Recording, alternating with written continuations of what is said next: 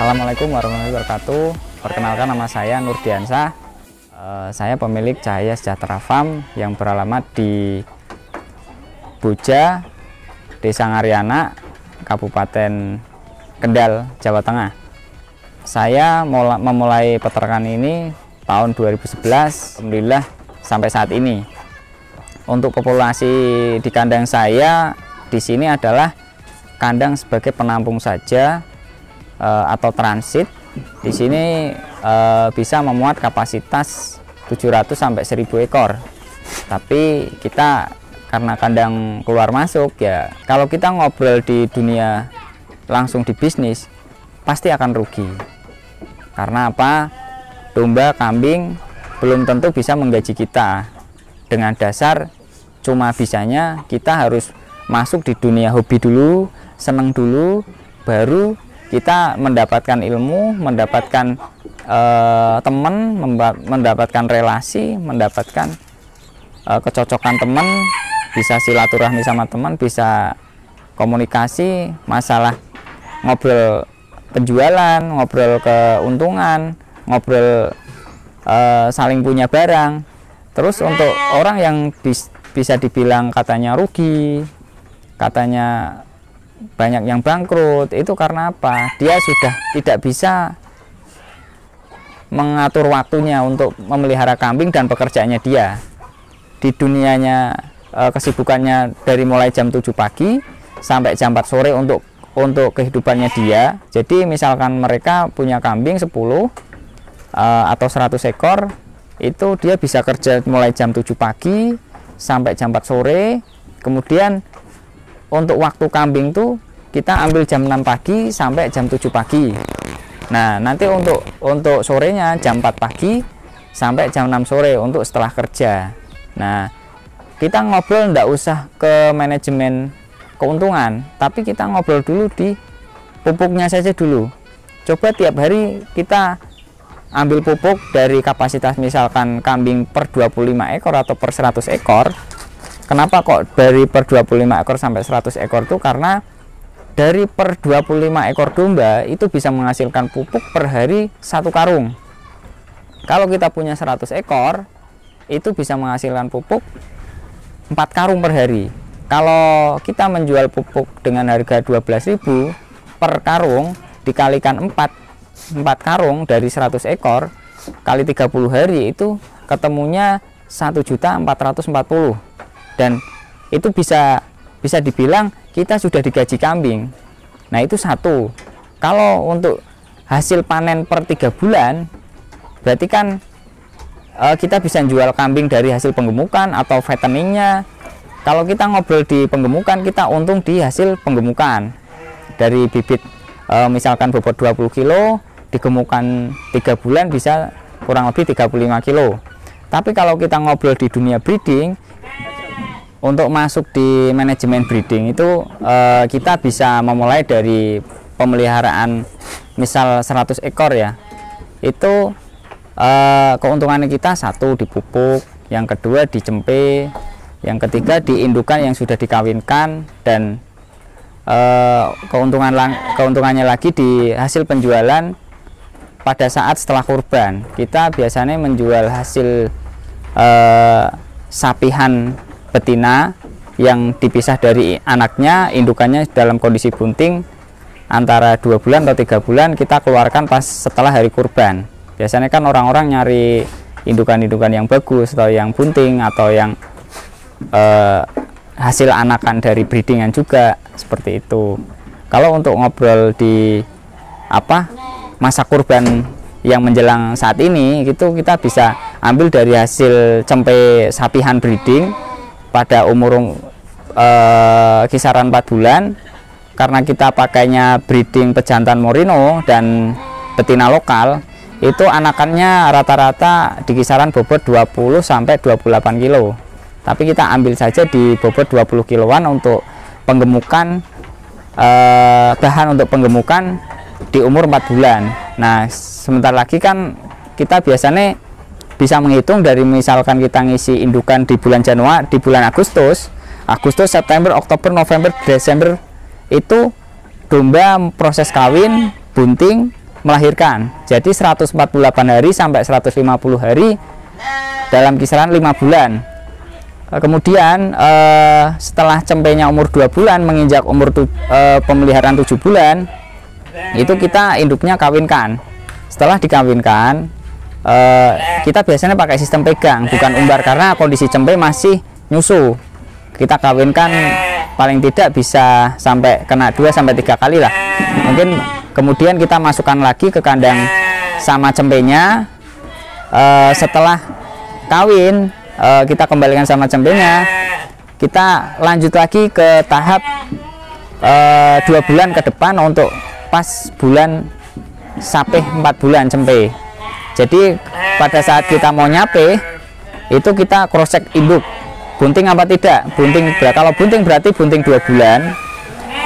Kalau kebanyakan bunting dan cempenya umur 4 bulan itu biasanya bobot 20 sampai 28 kilo, karena hasil silangan crossingan dari domba lokal ke domba lokal yang biasanya dinamakan di Indonesia sini itu namanya Texel.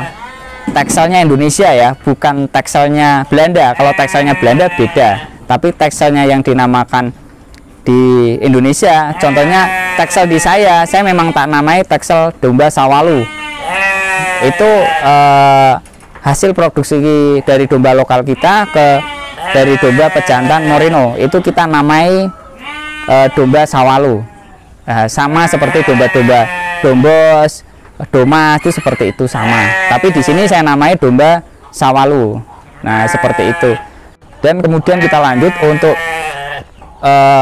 tadi dari waktu umur 9 bulan, 3 bulan lagi kan kita hari kurban. Nah, kita masa penggemukan hasil dari breeding cempe umur 4 bulan bobot 20 sampai 28 kilo, kita masukkan ke manajemen kandang penggemukan atau fattening itu. Kita penggemukan 3 bulan pas masa waktu hari kurban. Jadi kita kemarin sudah ngisi 1,5 bulan yang lalu hasil dari breeding untuk di kandang. Mas sudah tahu ya Mas, kandang di sana ya, itu hasil dari breeding kita semua Mas. Terus untuk domba-domba kita gemukan selama 3 bulan. Kalau misalnya domba lokal ini sama domba Texel ini, nama domba Sawalu itu, kita bobot 20 sampai 28 kilo, kita gemukan per bulan itu kenaikan rata-rata 5 kilo. Nah, jadi kalau misalkan startnya kita bobot 20 kilo sampai 3 bulan berarti 35 kilo. Kalau 35 kilo itu bobot akhir pas masa kurban, kita jual nggak usah mahal-mahal lah, kita jual 60.000 aja per kilo. Itu bisa keluar 2.100.000. 2.100.000 kalau kita tadi peliharanya 100 ekor, kita anggap aja beranaknya 1 saja semua, enggak 2, enggak 3, enggak yang mati. Kita hitungnya 1 induk mengeluarkan jantan 1 ekor. Jadi 100 ekor induka, 100 jantan sapihan tadi yang bobot 35 kilo, kita anggap anaknya jantan semua tapi 1. Berarti misalkan kita punya 100 ekor, 200 dikalikan 2.100.000 berarti 210 juta. Nah, tinggal kita sambil menghitung di situ. Nanti setelah hari kurban kita jual 2.100.000 itu dari sapihan, kita menengok ke belakang yang domba betina setelah kurban pasti beranak kan pas genap 5 bulan, mau dijual atau mau lanjutkan untuk pemeliharaan breeding. Untungnya sudah banyak di pupuknya, di cempenya. Kalau mau manajemen tutup buku per tahun, jadi tadi domba betinanya yang beranak setelah kurban itu, misalkan kita jual anak 1 lagi, kita hitung jantan, induk anak kita jual 2.100.000 saja, itu kali 100, itu udah 210 juta. Kali ditambah tadi yang hasil penjualan sapi yang bobot 35 kilo dikalikan 60.000, 2.100.000 kali 100 berarti 210 juga. 210 kali 2 berarti 420. Jadi nanti tinggal dihitung tutup bukunya, modal kambingnya berapa. Misalkan indukan harga 1.500, dipotong 1.500.000 kali 100, dipotong biaya modal kambing, dipotong biaya pakan, dipotong biaya orang kerja. Misalkan hitungan dari orang kerja 1.500 atau 2 juta per bulan, itu bisa dihitung.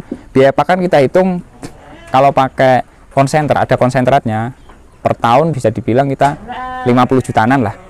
dari 100 ekor itu ya, itu masih ada sisa separuhnya Mas. Jadi paling 200 juta itu kita sudah ambil modal sama biaya pakan, untungnya paling tidak sekitar segitu.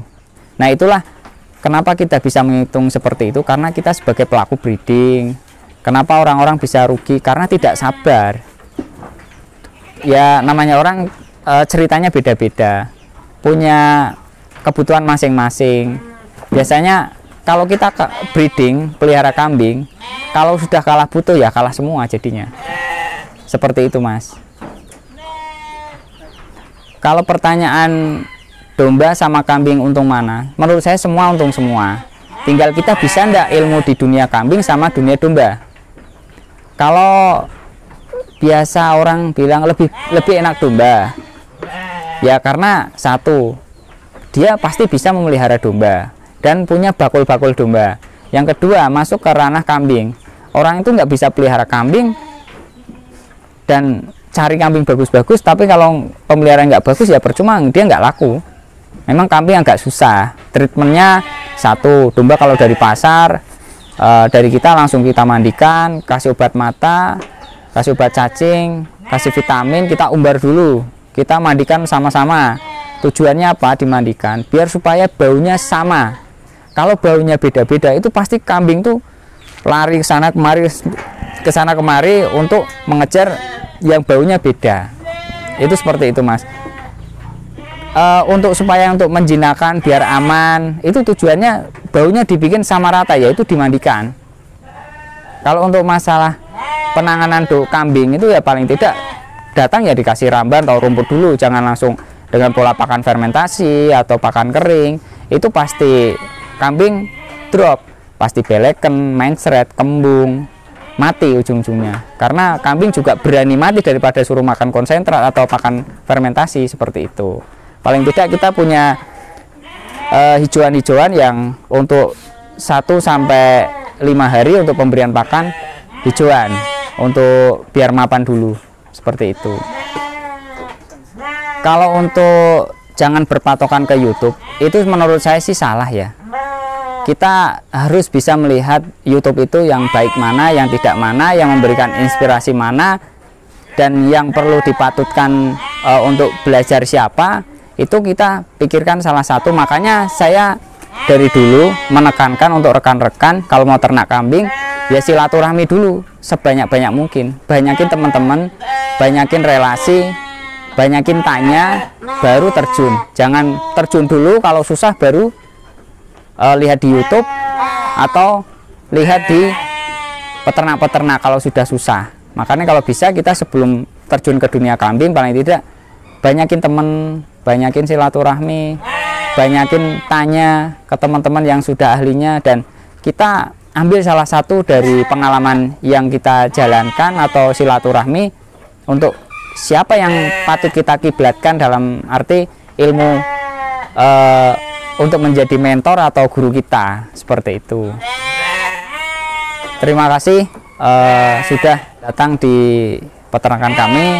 Semoga ilmu saya ini dan pengalaman saya ini bisa bermanfaat untuk masyarakat peternak, teman-teman peternak, dan siapapun khususnya di wilayah saya sendiri dan sekitarnya dan seluruh Indonesia yang bisa melihat di YouTube sini.